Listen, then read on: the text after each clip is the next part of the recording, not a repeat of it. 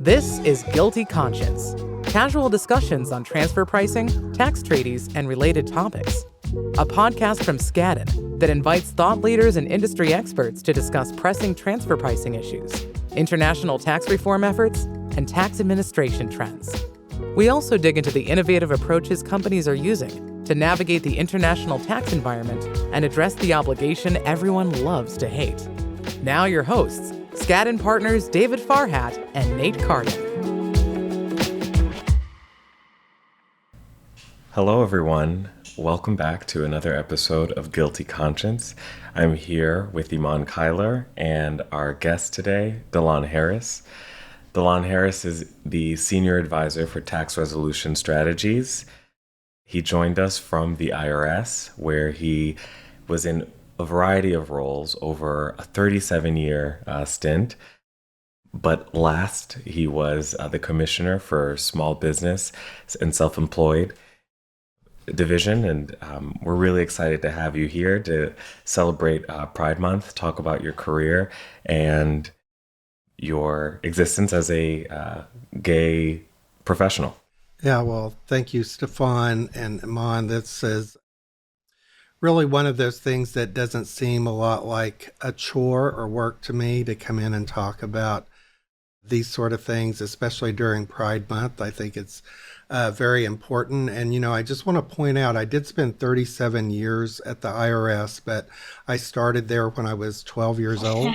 So that can kind of give you an idea of how old I am today. So jumping right in, can you discuss your career path and how you got to your current role at Stefane? Fun fact, Lon is, in fact, not an attorney.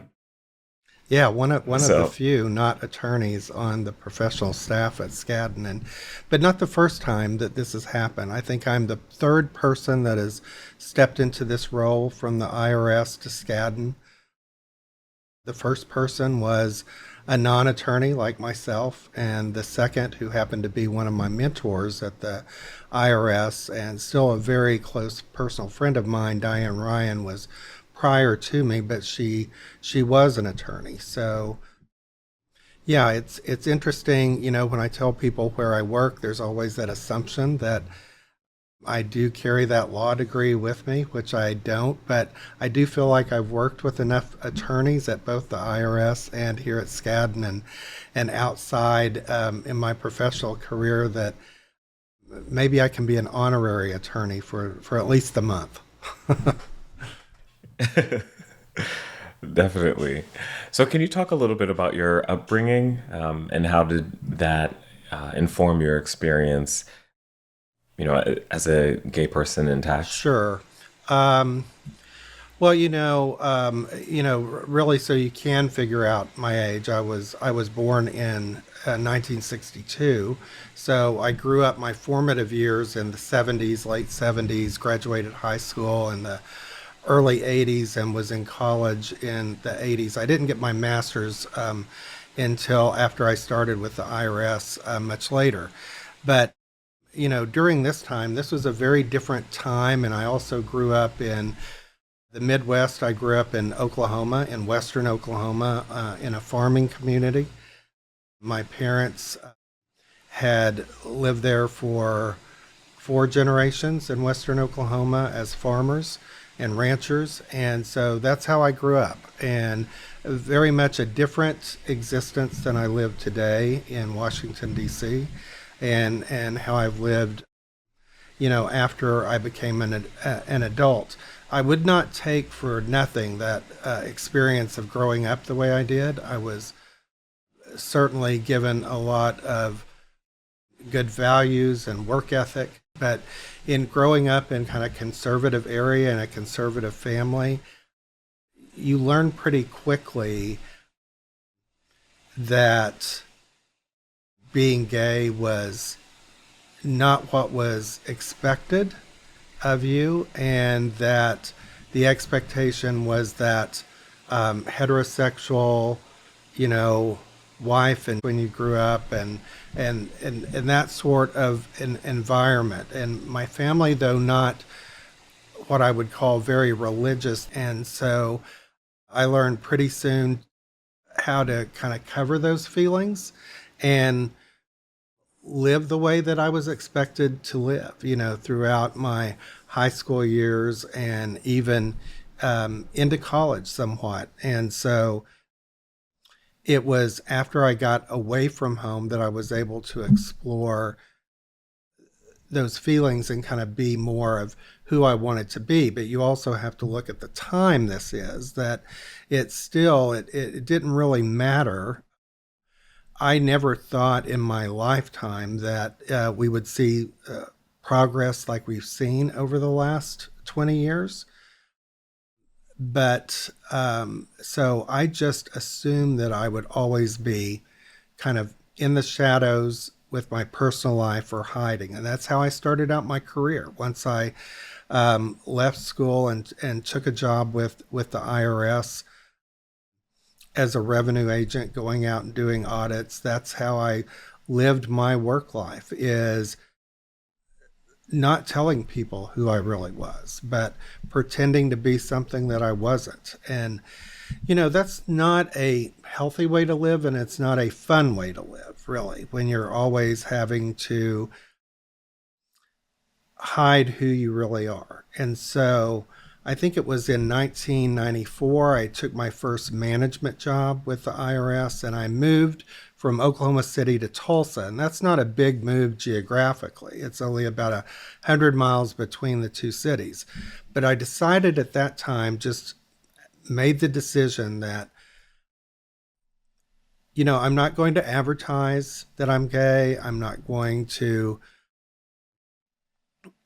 what we would call out and proud and be, trying to change the world, but I wasn't going to hide it either. And so it wasn't long after I moved to Tulsa that I met my now husband, which was next July. It will be 30 years ago that I met my now husband. And so also from Oklahoma, from the Tulsa area.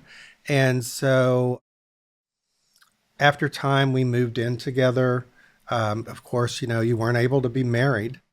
That just wasn't an option. No, that is such an interesting background. I guess like one thing that I wanted to get your opinion on was how was your experience once you moved from Oklahoma to DC? Did you feel like you were able to have a more positive experience, or did anything fundamentally change?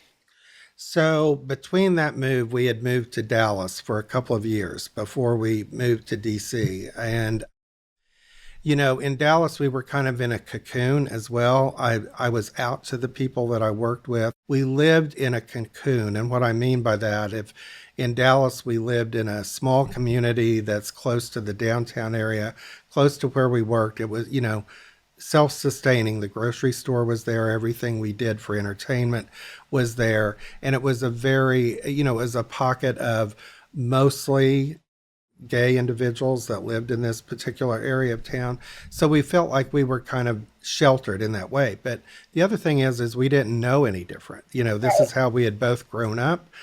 We had kind of grown up hiding who we are. So we could immediately go back into that mode if we needed to. Yeah, I have a question about that. Because that, do you think that the IRS at the time, or like that firms at the time, speaking more broadly, were they at all interested in attracting and retaining diversity within in the workforce, or did you feel like as a person working there that they were actually trying to impose more uniformity in the workforce? I think that they were trying to have a diverse workforce when it came to things like race and gender. But I do not think that a sexual preference was even a thought of the organization of a diverse workforce, right? I don't think that went into any of the thinking of hiring or recruiting like you see nowadays. Of course, things had changed at the IRS, but I still don't think that the IRS goes out and would actively recruit on the basis of sexual preference at all. I think that they are very much more accepting, and there are a lot of out and proud gay folks at the IRS now and in higher positions. But I don't think it's something that even now that they really go out and recruit for. Yeah, and I think, I mean, that is the interesting and the tough thing as far as like the work that needs to be done about the DEI movement and initiative in general. It's not just the things that we know and the things that we've already become formalized with. It's not just those aspects of diversity. It's also expanding our understanding to an ever-changing society and Right. still creating space when it feels new or uncomfortable. Right. So, but that is, I mean, you've said so much, like so many interesting things about your career. So, are there issues facing, we talked about discrimination in particular, but are there issues facing LGBT candidates at, the IRS or in private practice that pose a specific burden to them? Yeah, and to add to that, I would also say, like, what can we do to address those issues? Yeah. Yeah, when I step back and look now at the candidates that are coming here at Skadden over the last since the time that I've been here, and those that have came before me, I don't really think that there's anything more that Skadden could do at our firm, right? As far as what they do to celebrate the diversity of the workforce, which includes sexual preference. But when it comes to those in government functions, those that do wish to go into that line of work, the government is all across the U.S. So those people that are hired into government can be hired and placed anywhere across the U.S. So we're not all living in Washington, D.C. or San Francisco or New York City or a large metropolitan area. So, of course, there are still things that government can do, and I'm sure firms across the nation can do to make sure that people feel safe in the workplace to be who they are and not be hiding who they are. You want people to be themselves. That you're going to get the most productivity, the most longevity of a career from somebody that's happy about being where they are. And, you can't truly be happy if you're not comfortable in the workplace or you're not being exactly who you need to be. One of the things that I really wanted to talk about in this episode, in addition to some of the topics we've covered, is really your experience at the IRS. To what Stefane said earlier, you've spent over 30 years there, and during that time, you've held some of the most senior roles within the IRS. And I would really love to talk about some of your accomplishments, some of your initiatives.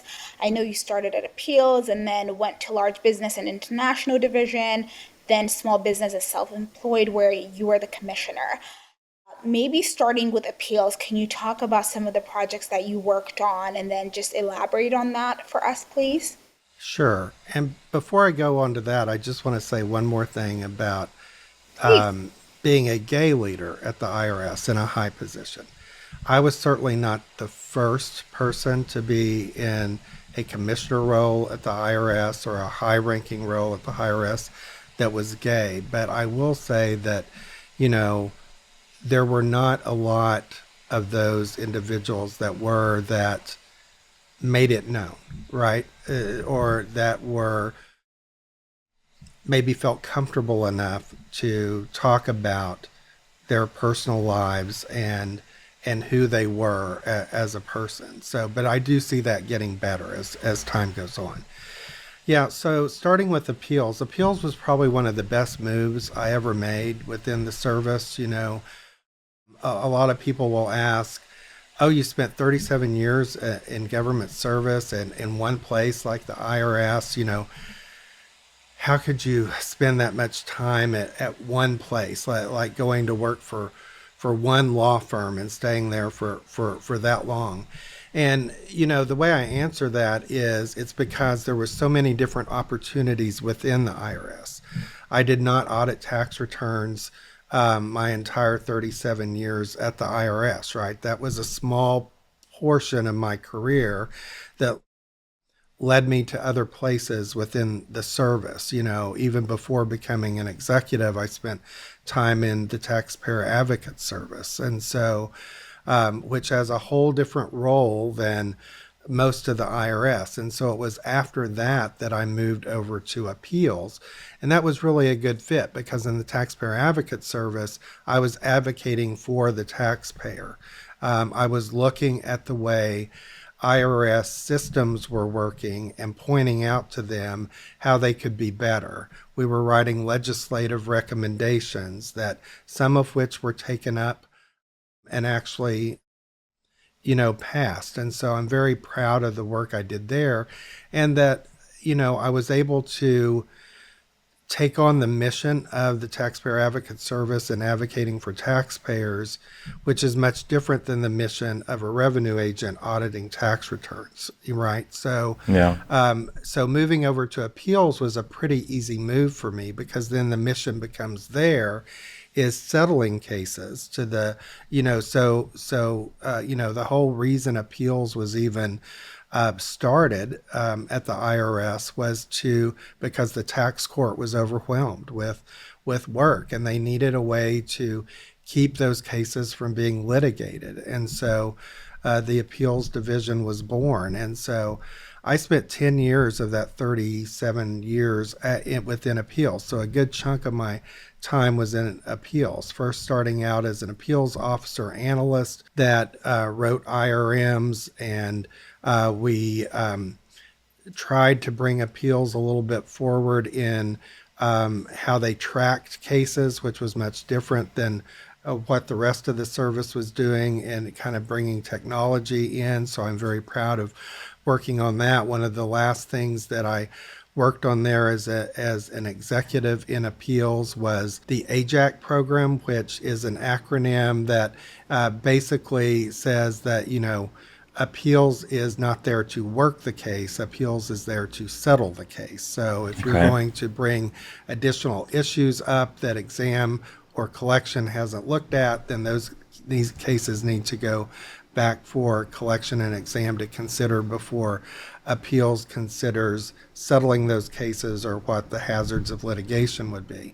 I just really enjoyed my time in appeals because of looking at things in a gray area as opposed to black and white. And maybe that is somewhat a makeup of my personality, that I don't see things as black and white, but I do see most things in the world as gray, and we have to figure out a way to compromise and move forward together. Yeah. What do you say to some practitioners that might say that appeals is no longer an independent avenue to go to? So, when I left appeals, after appeals, I went on to large business and international, and then over back to small business and self-employed. So there was a good number of years in there since I've actually been in appeals, right? So when I left the service, or right prior to leaving the service, and I would talk to practitioners on the outside or came over to Skadden, and I would start talking to people here in the firm and started learning how people were very dissatisfied with what appeals has become, we will say, and started talking to them and finding out that cases weren't really getting settled. They felt like they were getting rubber stamped by what was going on in compliance, and to the point that I've even had some of our attorneys here say, what's the point of even going to appeals? And that really kind of broke my heart, to tell you the truth, because appeals was a big part, like I said, of my career, and I was very proud of that time there. But I have seen where there is evidence that appeals has not really stuck to the mission of trying to settle those cases to the best of their ability. And probably a lot of that is I try to take it back to a lack of training that the IRS has been able to do over the last 10 or 15 years because of that lack of budget. So I'm hoping maybe this new budget will kind of revitalize where they're able to really train those people. I know there's a big push with trying to get appeals officers, attract people from the outside as opposed to promoting within. Because even though it was easy for me to move from one mission to another, I know for a lot of revenue agents, it is not that easy to move from the mission that they have been doing over the last many years of auditing tax returns to them being they're adjudicating cases and trying to come up with a settlement amount. And it's very hard for them to get past their compliance roots. So I think that we need to give appeals a chance. I feel like they're taking some steps to move the organization back to maybe its mission, and we're all just kind of waiting and seeing at this point. Got it. Yeah, I'm actually with you. I do feel like having more resources, a larger budget, I think that's definitely going to make a difference moving forward. Going back to your time at the large business and international operating division, what was your role there? So I had a couple of different roles when I went over to large business and international, or LB&I. And, after I'd been an executive for 5 years, and, executives within the service, they're expected not to just stay in the same role for 20 years. They're expected every 3 or 4 years to kind of move around to a different spot within the organization. And so I knew by being 5 years as an executive in appeals, as much as I liked it there, that I needed for my own growth to move to another division. And large business was a place that I had not been before. And so I spent 5 years over there, first as the director of field operations, and then next as the assistant deputy commissioner in LB&I. And it kind of brought me back to that compliance perspective. And, we worked on a lot of different things there. We worked on how you can do less with more. In that assistant deputy commissioner role, one of my jobs was the campaigns that had just come up. The campaigns was born out of an idea of we can't audit everything. We don't have the manpower. We don't have the money.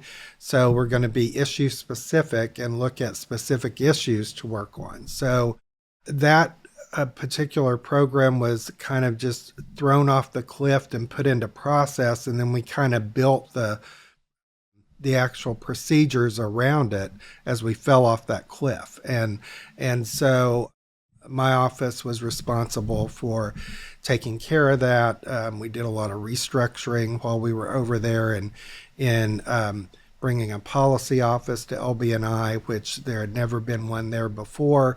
They'd always depended on the small business division to run all of exam policy. And so I'm proud of my time, and my time was actually, I felt, cut short in LB&I because I had spent a couple of years as the DFO and then a couple of years or more as the assistant deputy commissioner.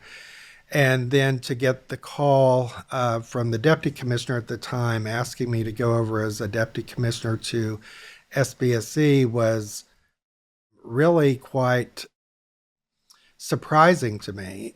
Thank you so much for that background. And I think as we're getting near to the end, I just want to say that it's been a privilege to have you here at Skadden. It's always great to talk to you about your experience. Well, I've really enjoyed it at Skadden. It's been a decision that I was very, it's a hard decision to make, to retire after you've been at an organization so long. But then once you make it, you feel like you've made the right decision. And then when approached by Skadden, it was nerve-wracking to say the least, feeling like that I was going to come over here as a non-attorney and be sitting here advising and working with, our associates and partners and counsel. And it has just been such a pleasure and a lot of fun. I feel like that I knew my next adventure needed to be fun. or I needed to be retired, one or the other. And this has been a lot of fun because we get to solve problems, and I get to keep in touch with my roots at the IRS and call on them when needed to fix some issues and put some issues in front of them that they need to know about. And so that's just been a lot of fun, and I've enjoyed it here. Awesome. Well, I think for our listeners, that might be something that they didn't expect to hear.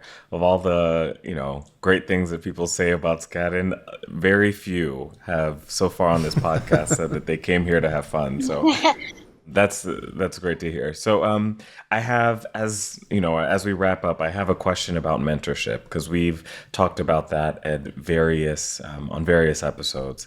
So how did you utilize your mentors in making all career decisions and all like the career moves that you did?